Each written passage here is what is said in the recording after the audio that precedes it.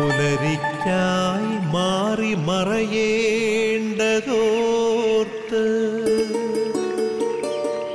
ചന്ദ്രനക്ഷത്രാദികൾ വിതുമ്പുമ്പോൾ മാറ്റമില്ലാതെങ്ങും വിരാജിക്കും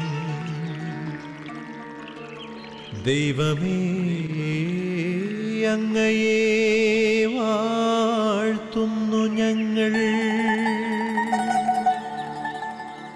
ഉദിച്ചെങ്ങും പ്രഭതൂകും പാരിലെ സൂര്യരശ്മിയേക്കാൾ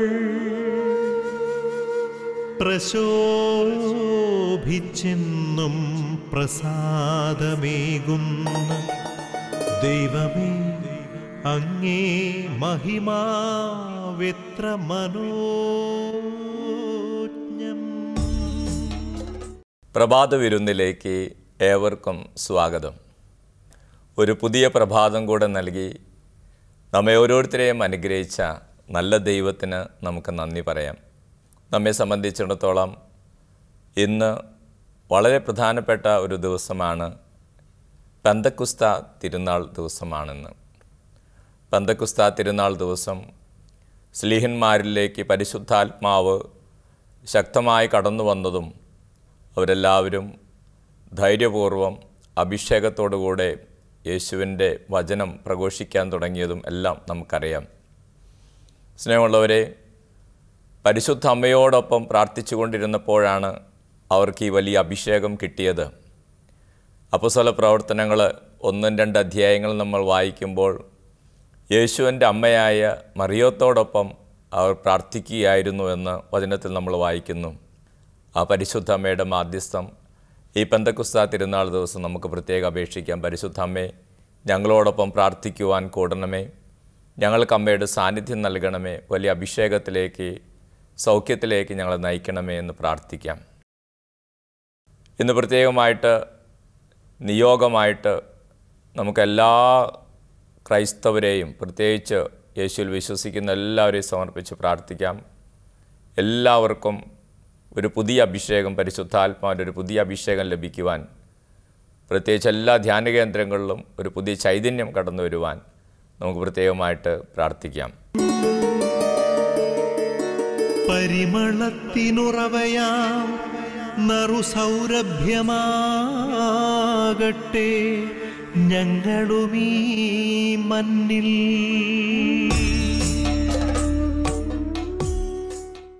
സ്നേഹമുള്ളവരെ, ഇന്ന് കർത്താവ് തരുന്ന തിരുവചന ഭാഗം പെന്തക്കുസ്ത തിരുനാളുമായി ബന്ധപ്പെട്ട അപ്പോസ്തല പ്രവർത്തനങ്ങളിലെ 2-ാം അധ്യായമാണ്.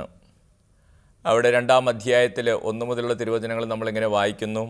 പെന്തക്കുസ്ത ദിനം സമാഗതമായപ്പോൾ അവരെല്ലാവരും ഒരുമിച്ച് കൂടിയിരിക്കുകയായിരുന്നു. കൊടുങ്കാറ്റടിക്കുന്നത് പോലെയുള്ള ഒരു ശബ്ദം പെട്ടെന്ന് ആകാശത്തു നിന്ന് ഉണ്ടായി. അവർ സമ്മേളിച്ചിരുന്ന വീട് മുഴുവൻ നിറഞ്ഞു. അഗ്നിജ്വാലകൾ പോലുള്ള നാവുകൾ തങ്ങൾ ഓരോരുത്തരുടെയും മേൽ വന്നു നിൽക്കുന്നതായി അവർ കണ്ടു. അവരെല്ലാവരും പരിശുദ്ധാത്മാവിനാൽ നിറഞ്ഞു. ആത്മാവ് കൊടുത്ത ഭാഷണവരമനുസരിച്ച് അവർ വിവിധ ഭാഷകളിൽ സംസാരിക്കുവാൻ തുടങ്ങി. ഈശോയിൽ സ്നേഹമുള്ളവരെ, പരിശുദ്ധാത്മാവിൻ്റെ ശക്തമായൊരു അഭിഷേകം പെന്തക്കുസ്ത തിരുനാൾ ദിവസം ശിഷ്യന്മാർക്ക് ലഭിക്കുകയാണ്. അവർ പുതിയ വ്യക്തികളായി മാറുകയാണ്. സുവിശേഷത്തിലൂടെ കടന്നു പോകുമ്പോൾ നമ്മൾ തിരിച്ചറിയുന്ന വലിയൊരു യാഥാർത്ഥ്യം, യേശുവിനോടൊപ്പം യേശുവിൻ്റെ ശിഷ്യന്മാർ 3 വർഷത്തോളം നടന്നു. യേശു ഒത്തിരിയേറെ കാര്യങ്ങൾ അവരെ പഠിപ്പിച്ചു. പല കാര്യങ്ങൾ അവർ നേരിട്ട് കണ്ടു മനസ്സിലാക്കി. ഇങ്ങനെയൊക്കെ ഉണ്ടെങ്കിൽ പോലും അവരിൽ പലരും യേശുവിൻ്റെ മരണസമയമായപ്പോൾ, പീഡാസഹനങ്ങളുടെ സമയമായപ്പോൾ ഭയം നിമിത്തം ഓടി ഒളിക്കുന്നതും യേശുവിൻ്റെ പ്രിയ ശിഷ്യൻ യേശുവിനെ തള്ളിപ്പറയുന്നതും എല്ലാം നമ്മൾ കാണുന്നുണ്ട്. എന്നാൽ യേശുവിൻ്റെ ഉത്ഥാനത്തിന് ശേഷം ദൈവത്തിൻ്റെ പരിശുദ്ധാത്മാവ് ശക്തമായിട്ട് ഇവരിലേക്ക് കടന്നു വരുമ്പോൾ ശിഷ്യന്മാരുടെ ഭയങ്ങൾ നീങ്ങി അവർ ധീരമതികളായി മാറുകയാണ്. കർത്താവിൻ്റെ സുവിശേഷം ലോകമെമ്പാടും പ്രഘോഷിക്കുവാനുള്ള ഒരു അഭിഷേകവും ധൈര്യവും അവർക്ക് ലഭിക്കുകയാണ്. പരിശുദ്ധാത്മാവ് അവർക്ക് ധൈര്യം പകർന്നു കൊടുക്കുകയാണ്. പ്രത്യേകിച്ച് ഈ വർഷത്തെ ഈ പെന്തക്കുസ്താ തിരുനാൾ ദിവസം കർത്താവ് പ്രേരണ നൽകുന്നതും ആ ധൈര്യം നൽകുന്ന പരിശുദ്ധാത്മാവിനെക്കുറിച്ച് സംസാരിക്കാനാണ്. അപ്പോൾ ശിഷ്യന്മാർക്ക് ദൈവത്തിൻ്റെ ആത്മാവ് ധൈര്യം പകർന്നു നൽകി.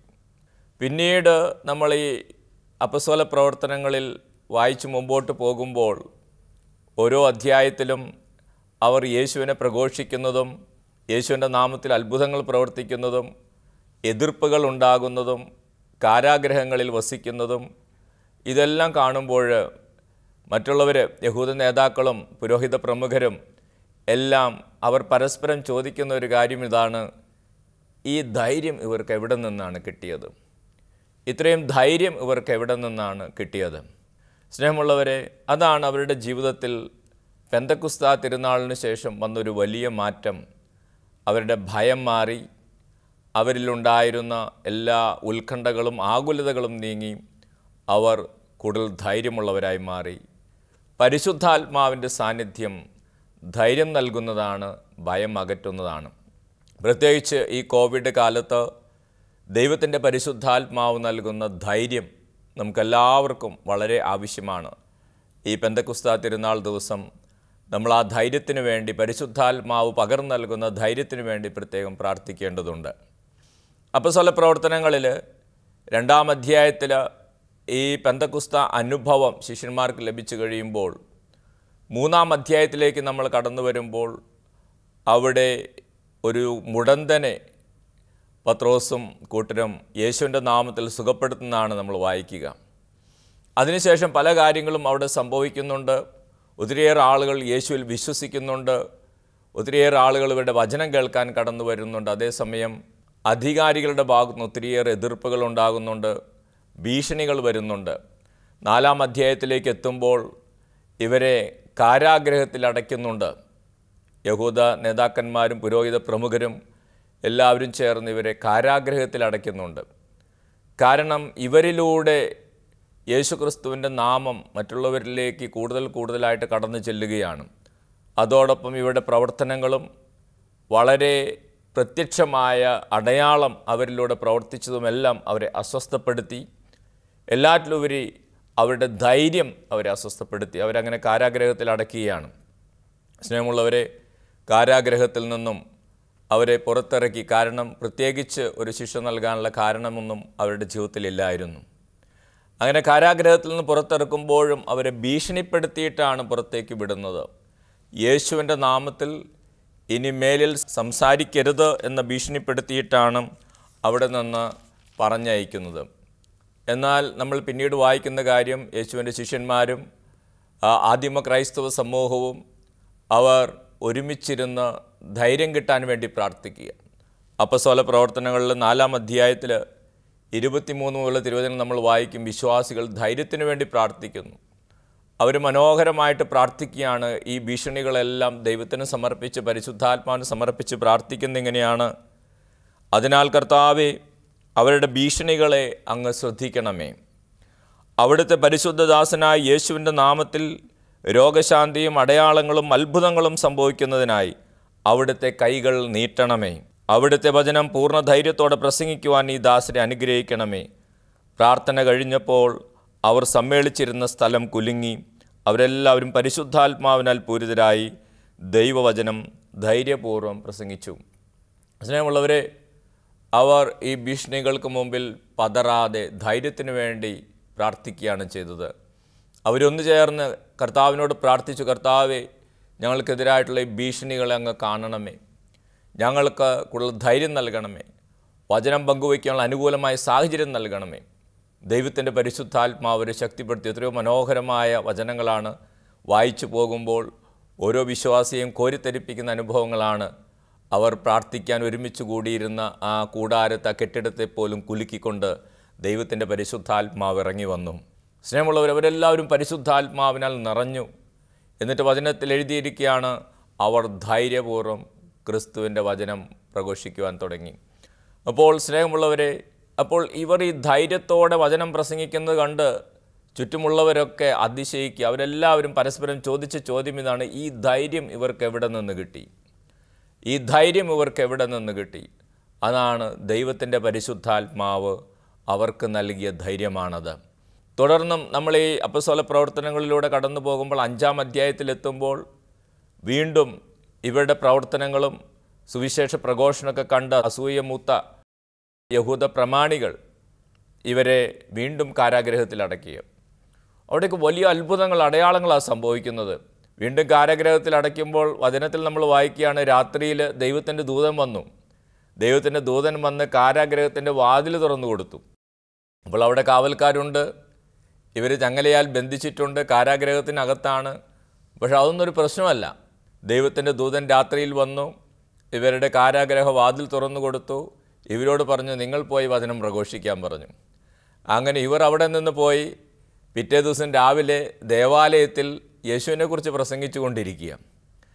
അപ്പോൾ ഇവരെ ഈ കാരാഗ്രഹത്തിൽ അടച്ച പ്രമാണിമാർ, ന്യായാധിപ സംഘമൊക്കെ ആ പിറ്റേ ദിവസം രാവിലെ പട്ടാളക്കാർ വിടുക, ഇന്നലെ ജയിലിൽ തടവിലാക്കിയവരെ കൂട്ടിക്കൊണ്ടുവരാൻ പറഞ്ഞു. അപ്പോൾ അങ്ങനെ പട്ടാളക്കാരൊക്കെ ഇവരെ അന്വേഷിച്ച് ചെല്ലുമ്പോൾ വാതിലുകളൊക്കെ അടഞ്ഞു കിടപ്പുണ്ട്, താഴിട്ട് പൂട്ടിയിട്ടുണ്ട്, പുറത്തെ കാവൽക്കാരുമുണ്ട്. പക്ഷേ തുറന്നു നോക്കുമ്പോൾ അകത്ത് ആളുകളില്ല. അതവരെ അതിശയിപ്പിച്ചു, ഭയപ്പെടുത്തി. സ്നേഹമുള്ളവർ, അവർ പിന്നീട് അന്വേഷിച്ചപ്പോൾ അവർക്ക് മനസ്സിലായി, ഇന്നലെ ആരെ ഇവർ കാരാഗ്രഹത്തിന് അകത്താക്കി അടച്ചു പൂട്ടിപ്പോയോ അവരിന്ന് രാവിലെ ദേവാലയത്തിൽ നിന്ന് വചനം പ്രഘോഷിക്കുന്നു, യേശുവിനെക്കുറിച്ച് സംസാരിക്കുന്നു. അപ്പോൾ ഈ വിവരങ്ങൾ കേട്ടപ്പോൾ ഈ യഹൂദ നേതാക്കളിലും അതോടൊപ്പം തന്നെ ഇവരുടെ ശത്രുക്കളായി മാറിയ വ്യക്തികൾക്കൊക്കെ ഭയമുണ്ടായി. അവരുള്ളിൽ ചിന്തിക്കുകയാണ്, ഈ മനുഷ്യരിന് എന്ത് ചെയ്യും? ഇവരെ തടയാൻ പറ്റുന്നില്ലല്ലോ, ഇവർക്ക് ഇത്രയും ധൈര്യം എവിടെ നിന്ന് കിട്ടി? അങ്ങനെ പലവിധ ഗൂഢാലോചനകൾ അവിടെ നടത്തുകയാണ്. അങ്ങനെ ഇവരെ ദേവാലയത്തിൽ നിന്ന് പിടിച്ചുകൊണ്ട് വീണ്ടും ന്യായാധിപ സംഘത്തിന് മുമ്പിൽ ചെന്നു. അപ്പോൾ അവരെ നശിപ്പിക്കണമെന്ന് വലിയ ആഗ്രഹമുണ്ട്. പക്ഷേ അവിടെ ദൈവത്തിൻ്റെ പരിശുദ്ധാത്മാവ് ഗമാലിയേൽ എന്ന റബ്ബിയിലൂടെ പ്രവർത്തിക്കുകയാണ്. അദ്ദേഹം യഹൂദ സമൂഹത്തോട് പറഞ്ഞു, ഈ മനുഷ്യരെ കൈകാര്യം ചെയ്യുന്നത് സൂക്ഷിച്ചു വേണം. ഈ മനുഷ്യരെ കൈകാര്യം ചെയ്യുന്നത് സൂക്ഷിച്ചു വേണം. കാരണം ഇവർ ചെയ്യുന്ന പ്രവൃത്തികൾ ദൈവത്തിൽ നിന്നാണെങ്കിൽ അതാർക്കും തടയാൻ സാധിക്കുകയില്ല. ഇവർ ചെയ്യുന്ന പ്രവൃത്തികൾ ദൈവത്തിൽ നിന്നല്ല എങ്കിൽ അത് തനിയെ നിന്നുകൊള്ളും. അപ്പോൾ സ്നേഹമുള്ളവരെ, അവിടെ കൂടിയിരുന്നവരോട് അദ്ദേഹം പറഞ്ഞു, ഇവർ ചെയ്യുന്ന പ്രവൃത്തികൾ ദൈവത്തിൽ നിന്നാണെങ്കിൽ നമ്മളിവരെ എതിർത്താൽ നമ്മളും ദൈവത്തെ എതിർത്തവരുടെ കൂട്ടത്തിൽപ്പെടും. അതുകൊണ്ട് നമുക്കവരെ വെറുതെ പറഞ്ഞയക്കാം. അപ്പോൾ സ്നേഹമുള്ളവരെ, അവിടെ യേശുവിൻ്റെ ശിഷ്യന്മാരുടെ ഈ ധൈര്യം കണ്ട് അവരെല്ലാവരും അതിശയിക്കുക. അതാണ് ദൈവത്തിൻ്റെ പരിശുദ്ധാത്മാവിൻ്റെ പ്രത്യേകത. അത്രയും കാലം യേശുവിൻ്റെ മരണത്തിന് മുമ്പ് പല വിധത്തിലുള്ള ഭയങ്ങളിലും അസ്വസ്ഥതകളിലൊക്കെ കഴിഞ്ഞിരുന്ന ഈ മനുഷ്യർ പിന്നീട് ധൈര്യമുള്ളവരായി മാറുകയാണ്. ഏത് പ്രതിസന്ധിയെയും ഏത് ഭീഷണിയെയും നേരിടാൻ തക്ക വിധത്തിൽ ധൈര്യമുള്ളവരായി അവർ മാറി. എല്ലാവരും അതിശയിച്ച് ചോദിച്ചു, ഈ ധൈര്യം എവിടെ നിന്ന്? സ്നേഹമുള്ളവരെ, നമ്മുടെ അനുദിന ജീവിതത്തിലേക്ക് കടന്നു വരുമ്പോൾ നമുക്ക് ധൈര്യം ആവശ്യമാണ്. പ്രത്യേകിച്ച് ഈ കോവിഡിൻ്റെ കാലഘട്ടത്തിലൂടെ നമ്മൾ കടന്നു പോകുമ്പോൾ നമുക്ക് ധൈര്യം ആവശ്യമാണ്. നമ്മൾ ചുറ്റും തിരിഞ്ഞു നോക്കുമ്പോൾ ഭയം നിറഞ്ഞിരിക്കുന്ന ഇടങ്ങളാണ്. നമ്മുടെ കരളിനെ പോലും കരളലിയിപ്പിക്കുന്ന വിധത്തിലുള്ള കാഴ്ചകളാണ് നമ്മൾ ചുറ്റും കാണുന്നത്. പലരുടെയും ധൈര്യം ചോർന്നു പോകുന്ന നിമിഷങ്ങളാണ്. ഭയം പലരെയും കീഴ്പ്പെടുത്തുന്ന സമയമാണ്. ഇവിടെ നമുക്ക് ദൈവത്തിൻ്റെ പരിശുദ്ധാത്മാവ് തരുന്ന ധൈര്യം വേണം. ധൈര്യം പകരുന്ന പരിശുദ്ധാത്മാവെ, ഈ പെന്തക്കോസ്താ നാളിൽ ഞങ്ങളുടെ ഭയങ്ങൾ മാറ്റി ഞങ്ങൾക്ക് ധൈര്യം നൽകണമേ എന്ന് പ്രത്യേകമായിട്ട് ഈ പെന്തക്കോസ്താ തിരുനാളിൽ ദൈവത്തോട് പ്രാർത്ഥിക്കേണ്ടതുണ്ട്. സ്നേഹമുള്ളവരെ, നമ്മുടെ ജീവിതത്തിലെ ഓരോ കാര്യങ്ങൾ, ഇപ്പോൾ കോവിഡ് രോഗികളെ ശുശ്രൂഷിക്കുന്നവർ, നേഴ്സസ്, ഡോക്ടേഴ്സ്, ഈ ആരോഗ്യ പ്രവർത്തകർക്ക് ധൈര്യം വേണം. കോവിഡ് രോഗികളെ ശുശ്രൂഷിക്കുന്ന കുടുംബാംഗങ്ങൾക്ക് ധൈര്യം വേണം. അത് പരിശുദ്ധാത്മാവ് നമുക്ക് നൽകും. ഒരിക്കലും നേഴ്സ് പ്രാർത്ഥനാ സഹായം ചോദിച്ച് എന്നെ വിളിച്ചപ്പോൾ ഞാൻ ആ നേഴ്സിനോട് ചോദിച്ചു, ഇങ്ങനെ ഈ കോവിഡ് രോഗികളുടെ ഇടയിലൊക്കെ പ്രവർത്തിക്കുമ്പോൾ ഭയം തോന്നാറുണ്ടോ? അപ്പോൾ ആ നേഴ്സ് പറഞ്ഞത്, ഇത് ദൈവം ഞങ്ങളെ ഏൽപ്പിച്ച ശുശ്രൂഷയാണ്. ദൈവത്തിൻ്റെ യേശുക്രിസ്തുവിൻ്റെ രക്തമാണ് ഞങ്ങൾക്ക് സംരക്ഷണം നൽകുന്നത്. യേശുക്രിസ്തുവിൻ്റെ രക്തം കൊണ്ടുള്ള വാക്സിനാണ് ഞങ്ങൾ എടുത്തിരിക്കുന്നത്. അതുകൊണ്ട് ഞങ്ങൾക്കൊന്നും സംഭവിക്കില്ല എന്നുള്ള ധൈര്യമുണ്ട്. സ്നേഹമുള്ളവരെ, അതെ, ആ ഒരു ധൈര്യത്താലാണ് അവർ രോഗികളെ ശുശ്രൂഷിക്കുന്നതെന്ന് ആ നേഴ്സ് പറഞ്ഞു. വാസ്തവത്തിൽ ഇങ്ങനെയുള്ള പ്രതിസന്ധികൾ നിറഞ്ഞ, ഒത്തിരി വെല്ലുവിളികൾ നിറഞ്ഞ ജോലികൾ ചെയ്യാൻ ധൈര്യം ആവശ്യമാണ്. പരിശുദ്ധാത്മാവായ ധൈര്യം നൽകും. അതോടൊപ്പം നമ്മുടെ ഓരോരുത്തരുടെയും അനുദിന ജീവിതത്തിൽ ഞാൻ എന്തായിരിക്കുന്നുവോ ആ ഞാനായിരിക്കുന്ന വിധത്തിൽ മുമ്പോട്ട് പോകുവാൻ പരിശുദ്ധാത്മാവിൻ്റെ സഹായം എനിക്ക് ആവശ്യമാണ്. സ്നേഹമുള്ളവരെ, തെറ്റ് കാണുമ്പോൾ എതിർക്കാൻ ധൈര്യം വേണം. അത് പരിശുദ്ധാത്മാവാണ് തരുന്നത്. നല്ലത് കാണുമ്പോൾ അത് നല്ലതാണെന്ന് പറയാൻ ധൈര്യം വേണം. അത് പരിശുദ്ധാത്മാവാണ് തരുന്നത്. ഒരു പുതിയ ജോലിയിൽ പ്രവേശിക്കണമെങ്കിൽ അവിടെയും നമുക്ക് ധൈര്യം വേണം. ഒരു പുതിയ പഠനത്തിൽ പ്രവേശിക്കണമെങ്കിൽ, വിദേശ രാജ്യങ്ങളിൽ പഠനങ്ങൾക്ക് പഠനത്തിന് പോകണമെങ്കിൽ ധൈര്യം വേണം. പരിശുദ്ധാത്മാവ് ധൈര്യം നൽകും. അതോടൊപ്പം ചുരുക്കം ചിലരോടെങ്കിലും സംസാരിച്ചപ്പോൾ അവർക്ക് വിവാഹ ജീവിതത്തിലേക്ക് പ്രവേശിക്കുവാൻ ഭയമാണ്. അതുകൊണ്ടാണ് അവർ വിവാഹം കഴിക്കാത്തത്. അതേ, വിവാഹ ജീവിതത്തിലേക്ക് പ്രവേശിക്കുവാൻ ധൈര്യം വേണം. ഇതുപോലെ തന്നെ കർത്താവ് നമ്മളെ ഏൽപ്പിക്കുന്ന ദൗത്യങ്ങൾ യേശുവിന് സാക്ഷ്യം വഹിച്ചൊരു ജീവിതം നയിക്കുവാൻ നമുക്ക് ധൈര്യം വേണം. അപ്പോൾ ജീവിതത്തിലെ സമസ്ത മേഖലകളിലും ധൈര്യം ആവശ്യമാണ്. ഈ ധൈര്യം പരിശുദ്ധാത്മാവ് നമുക്ക് നൽകും. പെന്തക്കുസ്താ തിരുനാൾ ദിവസം സ്ലീഹന്മാർക്ക് ലഭിച്ച പരിശുദ്ധാത്മാവിൻ്റെ ശക്തി, ചൈതന്യം ഞങ്ങൾക്കും നൽകണമേ എന്ന് നമുക്ക് പ്രത്യേകമായിട്ട് ഈ പെന്തക്കുസ്താ തിരുനാൾ ദിവസം പ്രാർത്ഥിക്കാം. ദൈവത്തിൻ്റെ പരിശുദ്ധാത്മാവെ, അവരുടെയൊക്കെ ധൈര്യം കണ്ട്, ശിഷ്യന്മാരുടെയൊക്കെ ധൈര്യം കണ്ട് മറ്റുള്ളവർ ചോദിച്ച് ഇവർക്ക് ഈ ധൈര്യം എവിടെ നിന്ന്? തീർച്ചയായിട്ടും ആ ധൈര്യം ദൈവത്തിൽ നിന്നാണ്, പരിശുദ്ധാത്മാവിൽ നിന്നാണ് ഞങ്ങൾ തിരിച്ചറിയുന്നു. ഞങ്ങൾക്കും ആ ധൈര്യം നൽകണമേ എന്ന് പ്രാർത്ഥിക്കാം. ഭയത്തിൻ്റെ എല്ലാ മേഖലകളും ഈശോയ്ക്ക് ഇന്നത്തെ ദിവസം സമർപ്പിച്ച് പ്രത്യേകമായിട്ടുള്ള അനുഗ്രഹത്തിന് വേണ്ടി, പരിശുദ്ധാത്മാവിൻ്റെ നിറവിനും സാന്നിധ്യത്തിനും വേണ്ടി നമുക്ക് പ്രാർത്ഥിക്കാം. ആബാ പിതാവേ, സ്നേഹാഗ്നിയാൽ ജ്വലിക്കട്ടെ മക്കളാ ഞങ്ങളെല്ലാം.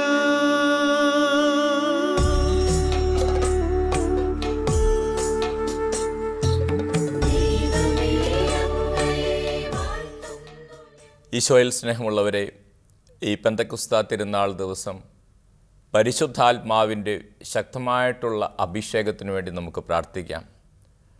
പെന്തക്കുസ്താ തിരുനാൾ ദിവസം അഗ്നിനാളങ്ങൾ ഓരോരുത്തരുടെയും മേൽ വന്നിറങ്ങി എന്നാണ് നമ്മൾ വചനത്തിൽ വായിച്ചത്. അതിൻ്റെ അർത്ഥം പരിശുദ്ധാത്മാവ് ഓരോരുത്തരെയും വ്യക്തിപരമായിട്ട് ശക്തിപ്പെടുത്തുന്ന, സ്നേഹിക്കുന്ന ദൈവത്തിൻ്റെ ആത്മാവാണ്. ഈ പെന്തക്കുസ്താ തിരുനാൾ ദിവസം ദൈവത്തിൻ്റെ പരിശുദ്ധാത്മാവെ എന്നിൽ വന്ന് നിറയണമേ, എൻ്റെ കുടുംബത്തിൽ വന്ന് നിറയണമേ എന്ന് നമുക്ക് പ്രാർത്ഥിക്കാം. പ്രത്യേകിച്ച് ഈ കോവിഡിൻ്റെ ഭീഷണിയിലൂടെ കടന്നു പോകുമ്പോൾ ദൈവത്തിൻ്റെ പരിശുദ്ധാത്മാവെ, ധൈര്യത്തിൻ്റെ ആത്മാവെ, ധൈര്യം പകരുന്ന ആത്മാവെ, പരിശുദ്ധാത്മാവെ, ഈ പെന്തക്കുസ്താ തിരുനാൾ ദിവസം ഞങ്ങൾക്ക് ധൈര്യം നൽകണമേ എന്ന് പ്രാർത്ഥിക്കാം. ഈശോയുടെ ശിഷ്യന്മാർ പെന്തക്കുസ്താ തിരുനാളിന് ശേഷം കർത്താവിൻ്റെ വചനം പ്രഘോഷിക്കുന്ന കണ്ട് എല്ലാവരും ചോദിച്ചു, ഇവർക്ക് ഈ ധൈര്യം എവിടെ നിന്ന് കിട്ടി? അതുപോലുള്ള ധൈര്യം ഞങ്ങൾക്കും നൽകണം, എല്ലാ ഭയങ്ങളും ഞങ്ങളിൽ നീക്കണമേ എന്ന് പ്രത്യേകമായിട്ട് ഈശോയോട് നമുക്ക് പ്രാർത്ഥിക്കാം. നമ്മുടെ കുടുംബത്തെ, വ്യക്തിപരമായ ജീവിതത്തെ ബാധിക്കുന്ന എല്ലാ ഭയങ്ങളും, പ്രത്യേകിച്ച് മരണഭയം, കർത്താവിന് സമർപ്പിച്ച് ഞങ്ങൾക്ക് ധൈര്യം നൽകണമേ എന്ന് പരിശുദ്ധാത്മാവിനോട് പ്രാർത്ഥിക്കാം. അതോടൊപ്പം പരിശുദ്ധാത്മാവിൻ്റെ വരങ്ങൾക്കും ഫലങ്ങൾക്കും ദാനങ്ങൾക്കുമായിട്ട് ഈ ദിവസം പ്രത്യേകമായിട്ട് പ്രാർത്ഥിക്കാം. നമ്മുടെ ഇടവകയുടെ മധ്യസ്ഥനെ നമുക്ക് ഓർക്കാം. ഇടവക മധ്യസ്ഥൻ്റെ പ്രത്യേകമായിട്ടുള്ള മധ്യസ്ഥതയിൽ ദൈവത്തിൻ്റെ പരിശുദ്ധാത്മാവിൻ്റെ നിറവ് നമുക്ക് ലഭിക്കുവാനും വരദാനങ്ങളിൽ വളരാനും ഇടവക മധ്യസ്ഥനോട് നമുക്ക് മധ്യസ്ഥ അപേക്ഷിക്കാം. സ്നേഹമുള്ളവരെ, അതോടൊപ്പം തന്നെ നമ്മുടെ പേരിന് കാരണമായിരിക്കുന്ന വിശുദ്ധൻ നമുക്ക് വേണ്ടി എപ്പോഴും മാധ്യസ്ഥം വഹിക്കുന്നുണ്ട്, പ്രത്യേകം പ്രാർത്ഥിക്കാം.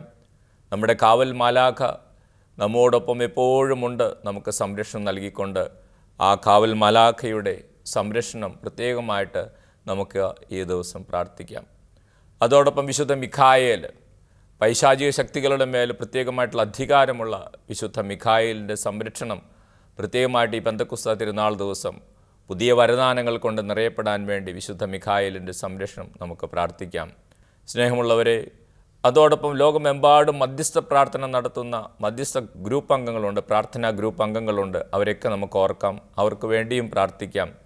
പ്രത്യേകിച്ച് ഡിവൈൻ ധ്യാന കേന്ദ്രത്തിൽ മരിയൻ കൂടാരങ്ങളിലിരുന്ന് ജപമാല ചൊല്ലി ദൈവത്തിൻ്റെ ആത്മാവ് എല്ലാവരിലും നിറയാനും ദൈവത്തിൻ്റെ ആത്മാവ് നൽകുന്ന ധൈര്യവും സൗഖ്യവും ലഭിക്കുവാൻ വേണ്ടി പ്രാർത്ഥിക്കുന്ന എല്ലാ സഹോദരങ്ങളെയും നമുക്ക് ഓർക്കാം. അവരെല്ലാം കർത്താവിൻ്റെ കരങ്ങളിൽ സമർപ്പിച്ചുകൊണ്ട് ഈ പെന്തക്കുസ്താ തിരുനാൾ ദിവസം വലിയൊരു അനുഗ്രഹത്തിൻ്റെ അഭിഷേകത്തിൻ്റെ ദിവസമാക്കി മാറ്റണമേ എന്ന് കർത്താവെ ഞങ്ങൾ അങ്ങയോട് പ്രാർത്ഥിക്കും. ഈ പ്രഭാത വിരുന്നിൽ പങ്കെടുക്കുന്ന നിങ്ങൾ ഓരോരുത്തരെയും ദൈവം സമൃദ്ധമായിട്ട് അനുഗ്രഹിക്കട്ടെ എന്ന് പ്രാർത്ഥിക്കുന്നു. പ്രത്യേകിച്ച് ഈ പെന്തക്കുസ്താ തിരുനാൾ ദിവസം ദൈവത്തിൻ്റെ പരിശുദ്ധാത്മാവിൻ്റെ അഭിഷേകം സമൃദ്ധമായിട്ട് നിങ്ങളുടെ ജീവിതങ്ങളിലേക്കും കുടുംബത്തിലേക്കും കടന്നു വരട്ടെ. ദൈവത്തിൻ്റെ പരിശുദ്ധാത്മാവ് ധൈര്യം പകരുന്ന സാന്നിധ്യമായിട്ട് വരദാനങ്ങളായിട്ട് നിങ്ങളുടെ ഓരോരുത്തരുടെയും ജീവിതത്തിലേക്ക് കടന്നു വരട്ടെ എന്ന് പ്രത്യേകമായിട്ട് പ്രാർത്ഥിക്കുന്നു. ഈ പ്രഭാത വിരുന്നിൽ പങ്കെടുത്തുകൊണ്ടിരിക്കുന്ന ഏവർക്കും ഈ പെന്തക്കുസ്താ തിരുനാൾ ദിവസം പരിശുദ്ധാത്മാവിൻ്റെ നിറവിൽ വലിയ അഭിഷേകം ആശംസിക്കുന്നു, പ്രാർത്ഥിക്കുന്നു. പൗരോഹിത്യം ലഭിച്ചുള്ള അധികാരത്തിൽ നിങ്ങൾക്ക് വേണ്ടി പ്രാർത്ഥിക്കുന്നു. നമ്മുടെ കർത്താവ് യേശു മിശിഹായുടെ കൃപയും പിതാവായ ദൈവത്തിൻ്റെ സ്നേഹവും പരിശുദ്ധാത്മാവിൻ്റെ സഹവാസവും നിങ്ങളോടൊപ്പം ഉണ്ടായിരിക്കട്ടെ, ഇപ്പോഴും എപ്പോഴും എന്നേക്കും. ആമീൻ. ഏവർക്കും ഒരു ശുഭദിനം ആശംസിക്കുന്നു. ദൈവാനുഗ്രഹം നിറഞ്ഞ അഭിഷേകം നിറഞ്ഞ പെന്തക്കുസ്താ തിരുനാൾ ഒരിക്കൽ കൂടെ നിങ്ങൾക്കേവർക്കും ആശംസിക്കുന്നു. പരിശുദ്ധാത്മാവ് ഈ ദിവസം നിങ്ങളെ സമൃദ്ധമായിട്ട് അനുഗ്രഹിക്കട്ടെ, നയിക്കട്ടെ. Praise the Lord.